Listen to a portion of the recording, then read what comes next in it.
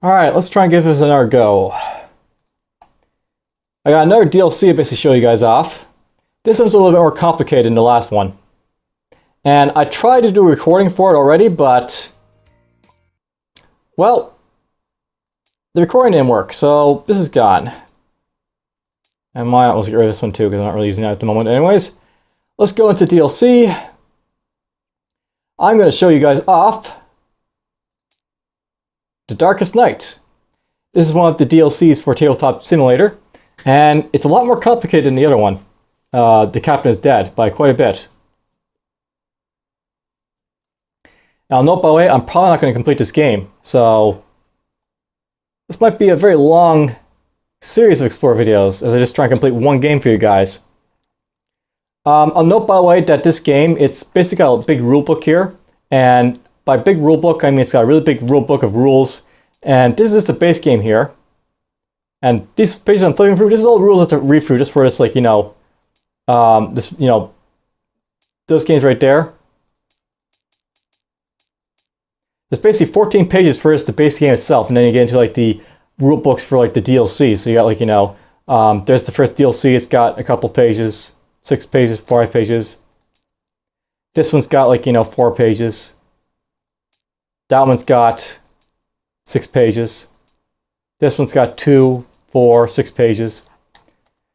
So basically there's like lots and lots of pages of rules to go through for this game. So I want to know basically why I'm basically bringing this up. I'm probably going to make lots of goofs in this game for sure. So if I make any goofs, just know it's par for the course. There's just a lot of stuff that I can like get wrong. And I'm probably going to be using the book quite a bit just to try and like, reduce the goofs as much as possible, just so you know. But anyways, I'll note that this is basically Darkest Night. And before we start, I guess I'll go into the rulebook one more time. And we're just going to read the introduction for this game. So, 1.0, Introduction to the Rulebook. A great shadow has fallen over the kingdom, as the undead continue to multiply under the control of the dread necromancer. The king's army is broken, the lands overrun, and now the castle has fallen. The last of the kingdom's strength has taken refuge in a hollowed ground of monastery, where a necromancer and his dead dare not tread, yet. As he tightens his grip on the land and builds his power for a final assault on this last refuge, a few brave souls seek a way to fight back. The Darkest Night is a cooperative game where 4 heroes fight a guerrilla war to retake a kingdom invaded by an evil necromancer. All players share victory or defeat and must work as a team to succeed. So basically that's the like synopsis for the game.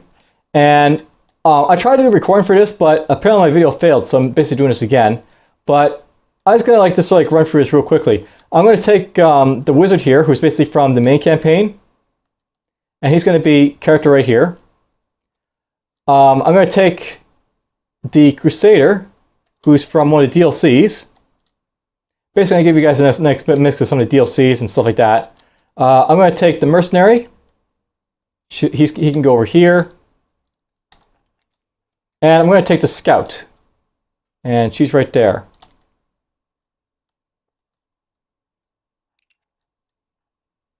So I'll note by the way that this is like this is Tabletop Simulator. It has a script that basically lets you like use different like basically if you're using like different DLCs like on and off like this, it'll basically like calculate like on for each character you use. If you want, you can click this to like turn stuff on and off as you want to, and like if I go like this, I can like turn that off, but we're gonna keep that on. Now basically for the setup here, that's basically what we're into right now. Basically, this thing tells me to discard 1 card for each seat's hand. So we're basically just going to go in here, and I'm going to discard a card for all these guys. For the wizard here, I'm going to get rid of his invisibility. So that'll be gone. We'll shuffle that a little bit. For the Crusader, I'm going to get rid of, let's see here. I think for the Crusader,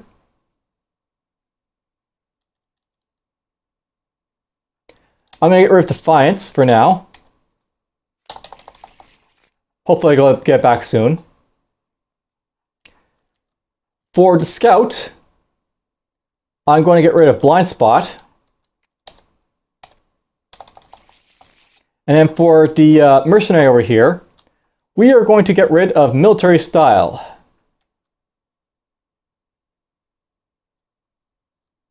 Actually, you know what? Let's get rid of withdraw, which is nice, but we'll get rid of withdraw over here.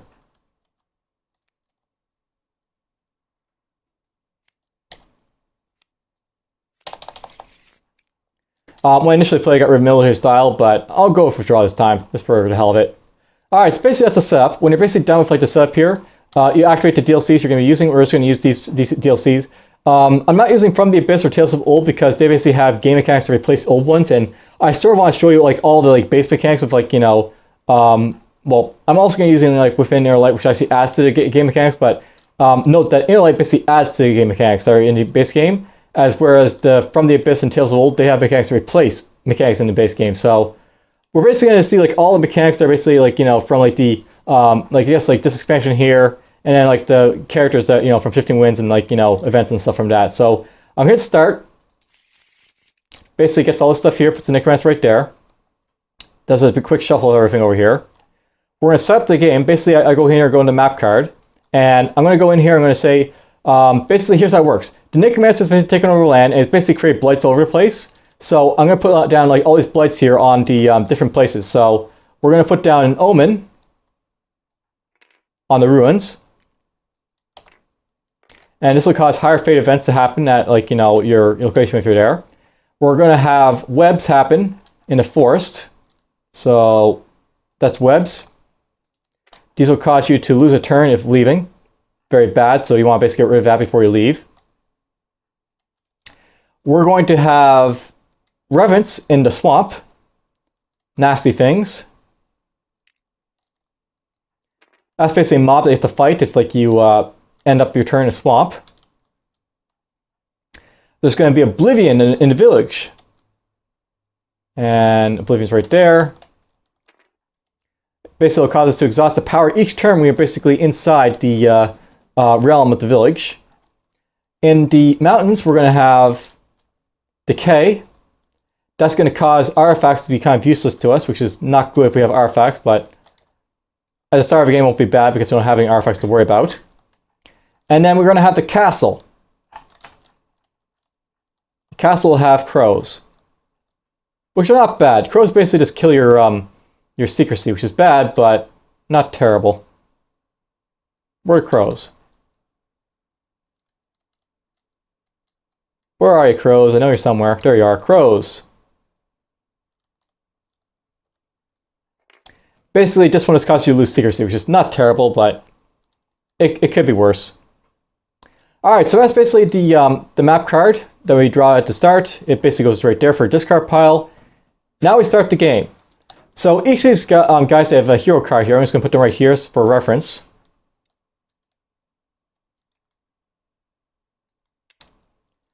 At the start of the game, if we're inside, like, you know, a tile of the Necromancer when we basically start a round, we basically lose secrecy for each character as they start. If we're carrying a Holy Relic, which we don't have, we'll lose secrecy, stuff like that. We don't have to worry about this stuff early on because we don't have anything going on. We're in a monastery, so we don't have to worry about this stuff happening, so we skip the event. We're just going to go right down to actions. So first things first, the wizard here has a special ability called Rune Nullification, which is pretty awesome. It basically lets him deactivate a blight, so it doesn't have any effect. So you can turn like one of these like blights into, like, you know, nothing really to worry about. And I'm thinking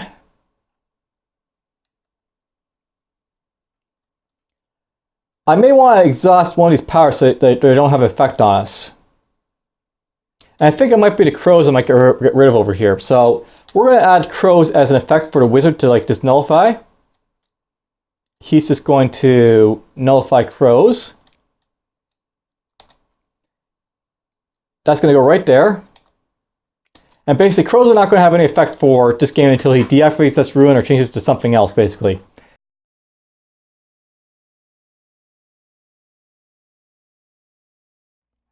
Before I continue, we're just going to go in here to objects, and I'm just going to put down an MP3 player so that, you know, there's some music in the background, my phone doesn't shut off anymore. Let's go to ambient again, and let's make this retreat.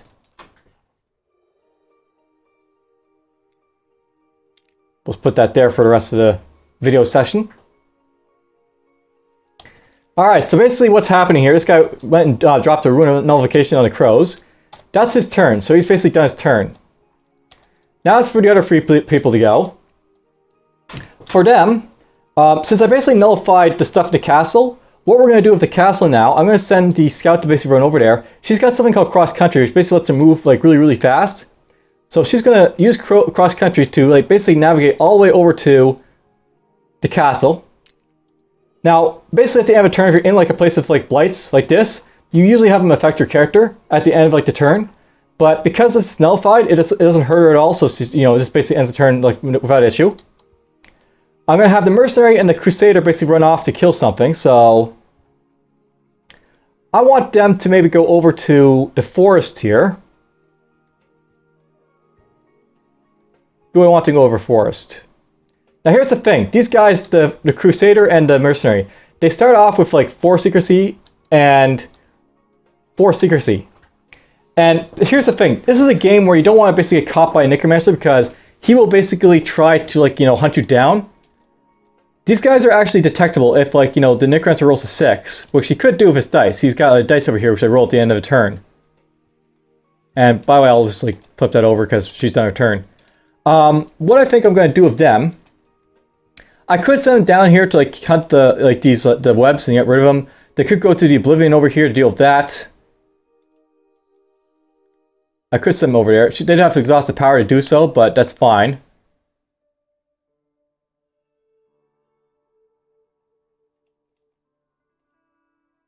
I think what we're going to do with these guys though, we're sending the Crusader down here to the webs. And I'll send the mercenary up here to decay. And they're just going to spend their turns basically just hunting down these, like, you know, these blights that are basically nearby the monastery. Just get rid of them, I guess. That'll be their turn. Now, because they move, they get each get a secrecy, because like they can get up to 5. Basically, how hiding moving works. Whenever you move, you gave them a secrecy up to 5. These guys start at 4, so they basically gain 5 as a result. So basically, go up to 5. Now it's basically the end of the turn. The necromancer basically moves at the end of the turn, so we go over here to his dice, and we're just going to roll it. If he gets a 6, he'll attack the heroes, and if not, he'll basically follow the dice that are basically labeled here to let him know where he goes. So if he rolls a 1, he'll go over to the forest. If he rolls a 2, he will go over to the swamp. If he rolls a 3 or 5, he will go over to the village. If he rolls a 4 or a 6, he's going to stay in the ruins. Now, obviously, if he rolls a 6, he's going to detect them, so it doesn't really matter, but basically, if he rolls anything but the 6, he's going to basically move somewhere. Or stay in ruins of the 4. So he got himself a 2. With a 2, he runs over to the swamp here. And basically what happens whenever the necromancer goes to a new area, or like whenever he moves basically, this should actually go up by 1. I forgot to like move that up by 1, so we'll put that up by 1. Now, we basically draw a map card here, and he's going to basically create a new blight. And basically in the swamp, he's going to create specters. Nasty. So the swamp basically now has specters in it, which we have to fight if we go over there. Pretty damn bad, but not, you know, terrible. It's not insurmountable yet. Now, basically because that's done, we basically go over here. We're just going to flip this stuff. And basically now it's our turn again. So basically at this point, anyone who's outside the monastery, basically the Crusader, the Mercenary, and the Scout, they're going to have events happen at the start of their turn. So basically they're no longer in the monastery. If the necromancer is present, which he isn't, they do stuff. Otherwise they draw an event card. So let's just sort of show that off right now. The Mercenary is currently in the forest here. He's going to draw an event for his, like, you know, initial start here. So he's going to draw an event. And what happens is he's got Twist of Fate. He has to roll a dice and take the highest. If he rolls a 5 or a 6, he gets +1 dice to all his rolls this round. If he rolls a 1 or a 4, he gets -1 dice to -1 on all his rolls for the rest of his turn. So basically, this will hurt him or help him depending on, like, you know, what he wants to do this turn. So let's roll a dice for him. And he got 3, so it's no effect. Basically, nothing happens to his dice rolls this turn. They're just gonna, you know, be whatever. And yeah, these are like extra dice you can pull out whenever you need to. There's also dice over here, but I'm not going to worry about those. Alright, so basically for this guy, he's like done his event. Now he's going to do an action. He can travel again, he can hide, he can attack, he can search, he can pray. If he's a monster, he can do praying. He can retrieve Holy Relic or do a power. Now he's got some special powers, this guy. One of his powers, he can spend Grace to basically do like a search. And I'll note by the way that Grace is like his life points in this game. Basically, your characters have like one hit point, but if they get hit, they can use Grace instead to like negate the damage. So this is like the shield. So I can use one of his shield basically to like do stuff for him. So I could spend like one here to do a province search, which basically increases his chance to find stuff. I could also spend one Grace to basically kill stuff as well. And that's actually something possibly worth doing. I could like kill the webs so that it's no longer an issue here. So maybe I'll do that. We're going to use one Grace to kill the webs. It'll basically cost him one Grace to basically use this tactic.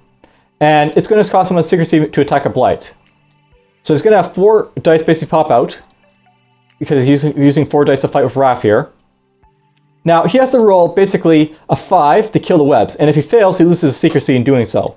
Which is bad, but not, life-threatening to say the least. Oops.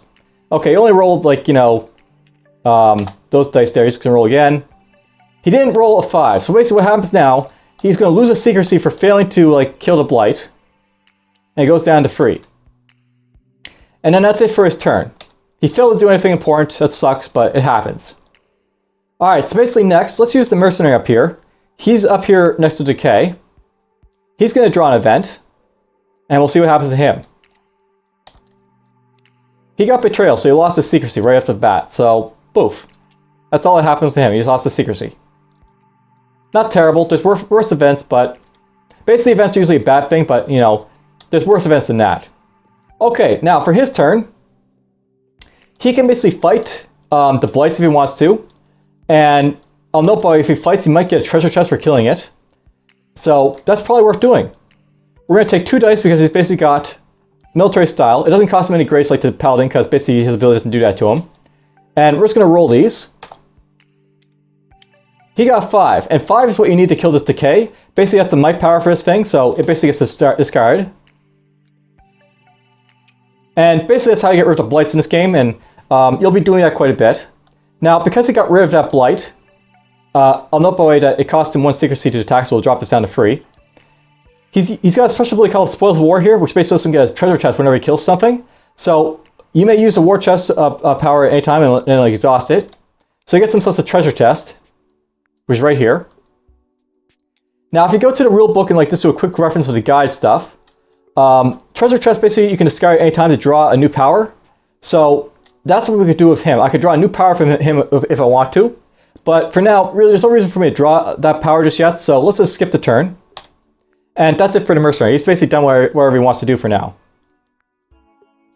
Next, I basically have both the... let's see. I got the scout over here in like the castle. So basically the crows are neutralized. They can't do anything. But they're still like, annoying regardless, right? So I want the scout maybe to try and kill it or to search. That's basically why I sent her to like the place. Now, if she searches in like the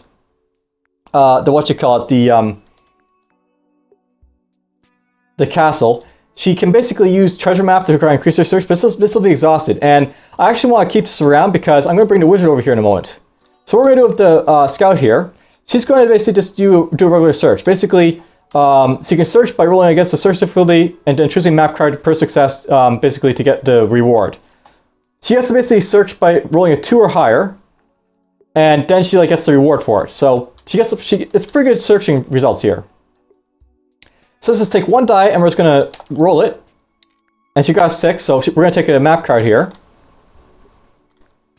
Oh, you know what I forgot to do before we deal with that? She has to draw an event, right? Because she's basically outside, so what happens to her? She basically has a Desperate Bargain. So she can choose one. She can destroy a blight, or draw a power card, or raise your secrecy to default. And then after that, she may choose to discard 2 grace, or discard an item for 1 darkness. Now, she doesn't have an item, but she could like stand to lose a couple grace if she wanted to. So I might want to do that with her. I could also raise the darkness, but is it worth it? I'm not really sure. I think what we're probably going to do is we're just going to lose a couple of grace here because hit points on her is not too important unless she's fighting. And as a result of that, I'm going to draw a power card because that's what I'm going to choose to do with it. And she's got awareness as another skill now. She basically has an extra dice in searches. So not only does she roll this dice for searching, but she actually rolls another dice. And it got a 2, so she actually gets another map card. Let's see what resources she actually gets for us at the castle. So she draws at the castle an artifact. So that's basically useful for, like, you know, items. And she draws the Chalice of Life. At the start of your turn, you may roll 1 die, and if you roll 5+, you gain grace. So she can actually start gaining back her grace, which is really awesome for her because, you know, she just basically spent a couple of grace to, like, you know, get that, like, you know, power over here. And then this one over here, she gets a tome. So tomes are right there. I think that's what you want. Well, it is a tome of retraining. Yeah, it's just called tomes. If you look at this over here,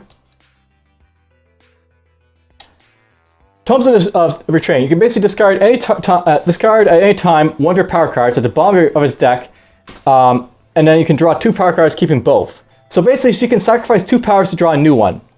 Not bad. Not great, but, you know, something that she can do if she wants to. So we'll give that to her.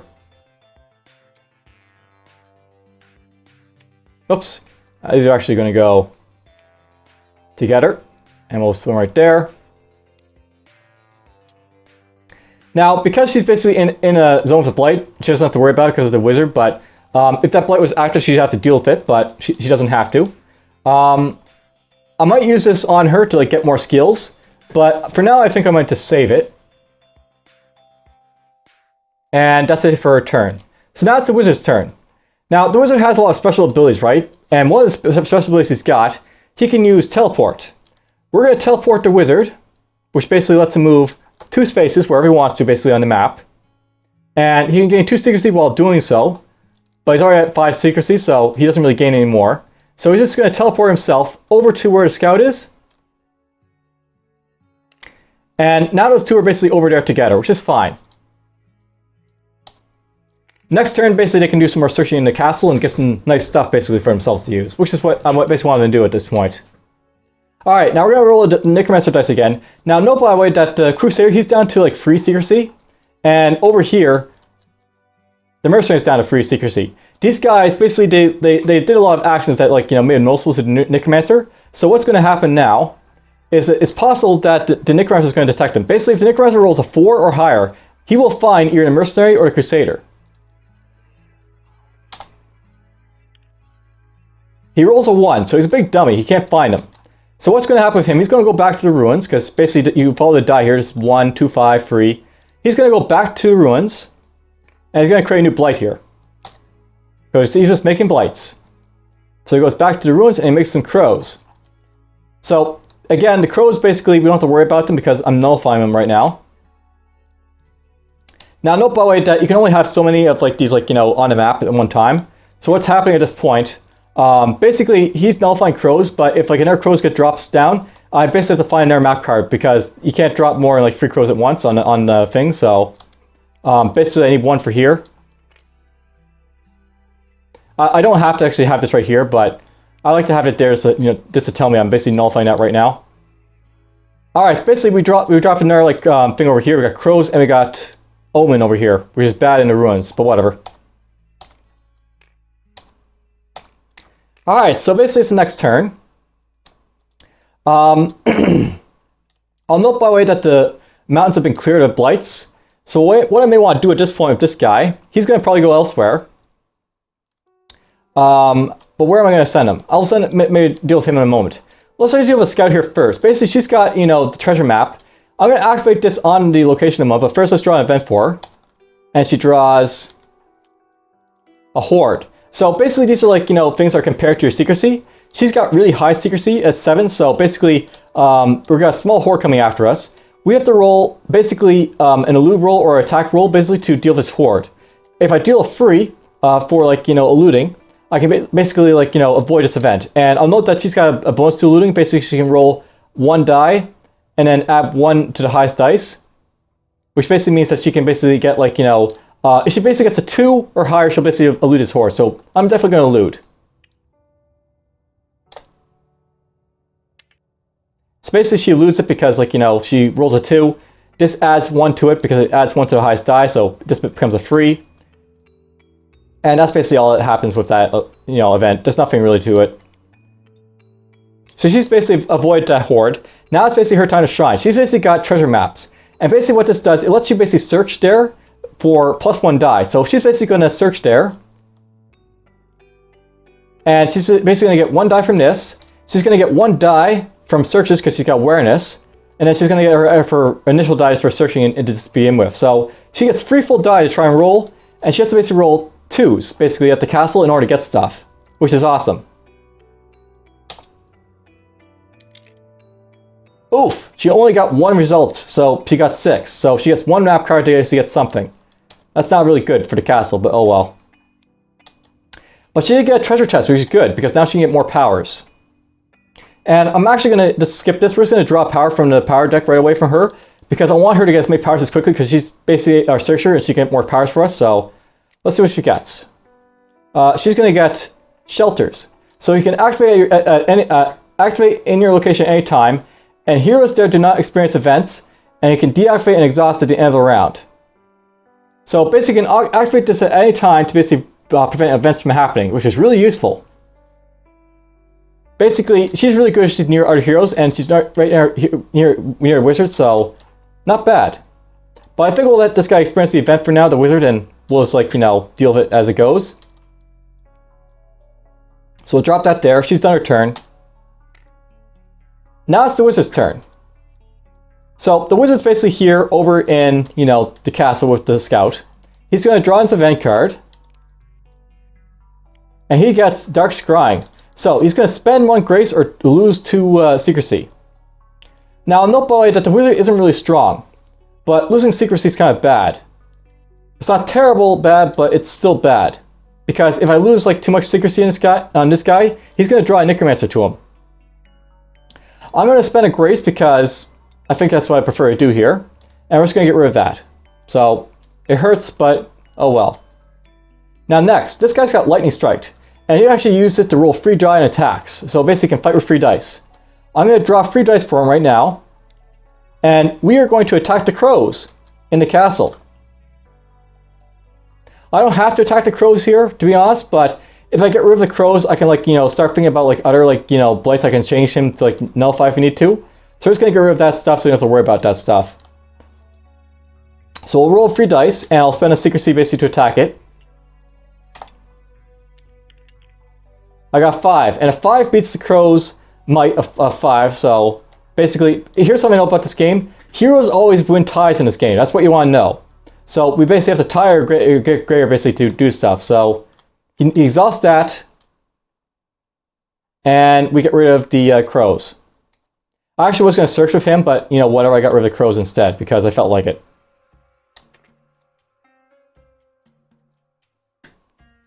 We might as well just move this back here because, you know,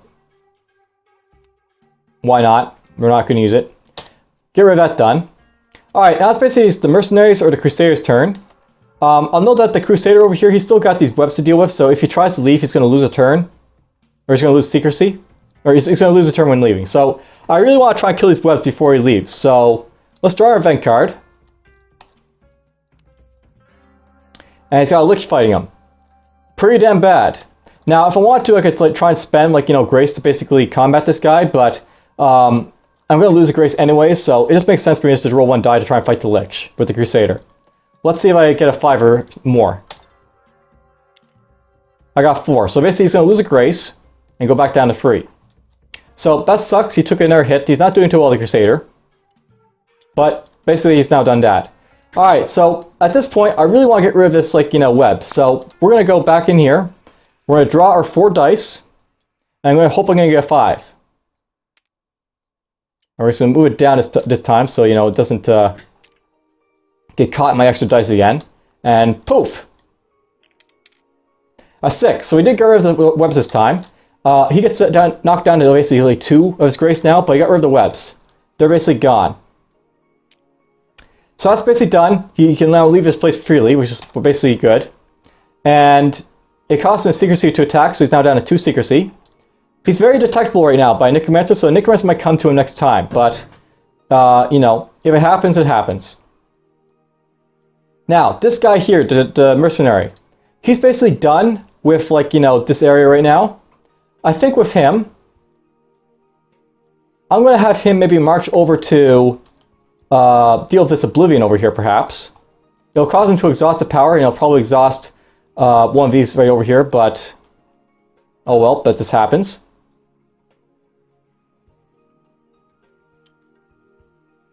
He'll go over here to try and combat the Oblivion.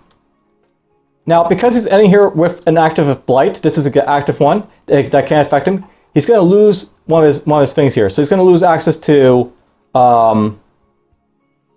military style, I guess. Basically, with persistence here, he'll get like an extra dice anyways. He'll basically roll a dice and then I'll like exhaust this to basically roll another one. So basically that makes more sense for me to keep that one up. And that's his turn. Now, by the way, if he moves, he gains secrecy, he goes back up to 4. Excuse me, I'm going to take a drink of water. I know you guys get annoyed by it, but I mean, it's just one of those things that I'm talking a lot, right? Because there's like so much to explain this game. And it's hot. I'm actually not using a fan, but it's not too bad, but it's still hot. Alright, so basically that's the end of a turn. Now note boy that he's got 4 secrecy, she's got full secrecy. He's down at 4 secrecy, and the Crusader's at 2. Right now the Crusader is very detectable. If the Necromancer rolls a 3 or more, he's going to detect the Crusader and he's going to come looking for him. So, what happens? He gets a 4. So, because this guy's detected, the Necromancer says, I know you're there, I'm coming for you. And he says, hello. He's going to create a new Blight here in the forest because, you know, that's where he moved. So he's going to go down here, he's going to go to maps. And in the forest, he's going to create a dark fog. And this will basically make searching here harder, which sucks if I want to search here, but it's not too bad. And oh yeah, darkness goes up by 1. Actually goes up by 3 because I forgot to do it last time, didn't I? So now it's at 3, darkness. And we'll flip this up. There really should be a card here for like the Necromancer, but I guess like, you know, they decide like you don't really need it, but whatever. Oh, here it is right here, Necromancer. So basically with the Necromancer you lose 1 secrecy, you increase darkness by 1. You know, he moves compared to like the hero's secrecy. He detects the hero, he moves toward him unless they're in the monastery. He moves toward the closest detected hero. If it's not detected, he follows the numbers. He creates blights. If there's more darkness, he creates more blights. That's something I'll show 10 blights darkness if we get to it. And then spill over to the monastery, and I'll go into a little bit about that a little later if we get like toward it in the end of the game. I'll note that to win this game, basically you have to kill the Necromancer. To lose it, basically the monster has to have 5 blights or more, and then you lose. Alright, so, next turn. And yes and no.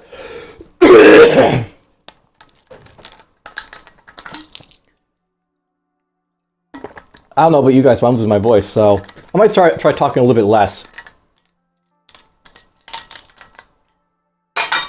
Or just try to talk a little bit, you know, more silently, I guess.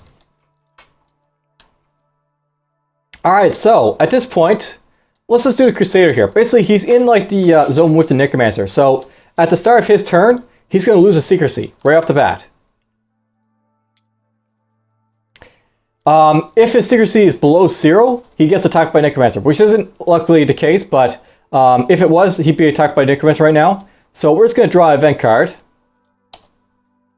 And, oh, we got Grim Tidings. Draw a quest and roll to determine its location. Alright, so basically this is something that gets added in by the, what you call it? It's added by one of the DLC, not the DLC, the expansions for this game. Basically, with the within an inner light, you have to worry about quests. And basically, this is what happens. We're going to use this die here. We're going to roll it. and we rolled a 1. Now, based on the die in the village, we basically have 3, 2, 6, 5, 4, 1. We have to draw a quest. So, in the mountains, we have to draw a quest. Someone's got to deal with a quest, basically, now. So, Angry Guardian. Someone stole a treasure from the care of a local guardian spirit. Give it a new treasure to placate it. So, basically, for 4 turns, there's an Angry Guardian. We have to discard an item for, basically, a completion here. And as a result, all the heroes are getting 1 grace, and if we let this expire, 1 hero is going to lose a turn, which is bad. So that's basically Grim Tidings. Alright, so that's basically what that's all about. Now, I'll note by the way that I could actually send this guy to try and deal with it, but he doesn't have an item. The only one with an item right now is a Chalice of Life for the Scout. That's really not an item I want to give up, though, so I want them to search more items, I think, the Wizard and the Scout to try and find something to give to the guy. I could, by the way, give him other items, like, you know, there's basically more than, like, you know, the artifacts, like, there's, like, these are items here, like the Curse Ashes, the Skull Token, the Scion Stone. These are items like the keys, the treasure chest, the Ball Magic.